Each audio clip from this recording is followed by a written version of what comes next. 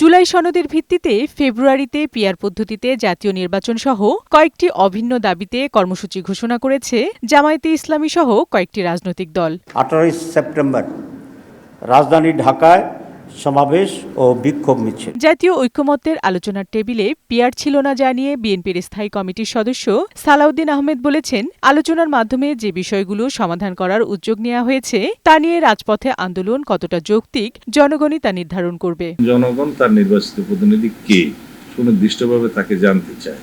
আমাদের দেশের political culture সেটা। এই পদ্ধতিটা একটা পরীক্ষিত পদ্ধতি। তার বাইরে কোনো রাজনৈতিক স্বার্থে, রাজনৈতিক হীন উদ্দেশ্যে অথবা কিছু আসন বেশি প্রাপ্তির উদ্দেশ্যে যদি আমরা একটা অস্থিতিশীল রাষ্ট্র ব্যবস্থা, সরকার ব্যবস্থা, সংসদীয় ব্যবস্থা দিকে যাই, তাহলে এটা আমাদের জাতীয় জীবনের জন্য একটা ভয়ঙ্কর পরিণতি নিয়ে আসবে ভবিষ্যতে। সেজন্য আমরা এই পিআর পদ্ধতিকে প্রত্যাখ্যান করি। তাদের কর্মসূচিকে জনভিত্তিহীন দাবি করে বিএনপির আরেক স্থায়ী কমিটির সদস্য মেজর হাফিজউদ্দিন আহমেদ বলেছেন, ভোটের মাঠে দুর্বল জেনে বিশৃঙ্খলা সৃষ্টির পায়তারা করছে জামাত সহ কয়েকটি রাজনৈতিক দল। এসব কর্মসূচিতে পাশের দেশের ইন্ধন থাকতে পারে বলেও মনে করেন মেজর হাফিজ। যাদের কোনো গণভিত্তি নাই, এই যে একটা দল জামাত ইসলামী তো 17টা সিট পেয়েছে, বাকি যে 2-3টি দল এরা তো একটা কোনো ভোটই পায়নি, কোনো দিন একটা আসন কোনো দিন জাতীয় সংসদে পায়নি। তারা কেন এসব কথা বলে?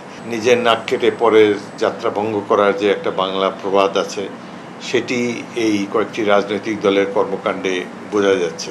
তারা নিজেরা তো মনে করে, বোঝাই যাচ্ছে যে তারা জনগণের রায় পাবে না, সুতরাং পতিত স্বৈরাচারের সাথে আঁতাত করেই তারা নির্বাচনকে ভণ্ডুল করতে চায়। এদিকে মাহমুদুর রহমান মান্নার মতে, আলোচনাধীন বিষয় নিয়ে এই মুহূর্তে কর্মসূচির ঘোষণার সুযোগ নিতে পারে তৃতীয় পক্ষ। এই বিষয়গুলো টেবিলে আলোচনা ছাড়া নিষ্পত্তি হতে পারে না। শক্তি তারা দেখাতে পারবে, অন্যরা তো দেখাতে পারবে।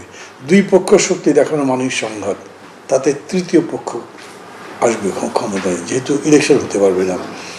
মানে আমার কাছে খুবই বিস্ময়কর মনে হয়েছে যে আলোচনার দ্বার যেখানে খোলা আছে, এটার পরে তাদের এই কর্মসূচি মানে তো আলোচনাকে প্রায় ডিনাই করার মতো বলে যাবে। বিএনপি সহ সমমনা দলগুলো কাউকে রাজনৈতিক প্রতিপক্ষ মনে করে না, বরং রাজনৈতিক ময়দানে সৌহার্দ্যপূর্ণ পরিবেশে রাজনীতি করতে চায় বলেও জানান সিনিয়র নেতারা। বিউটি সমাদ্দার, বৈশাখী সংবাদ, ঢাকা।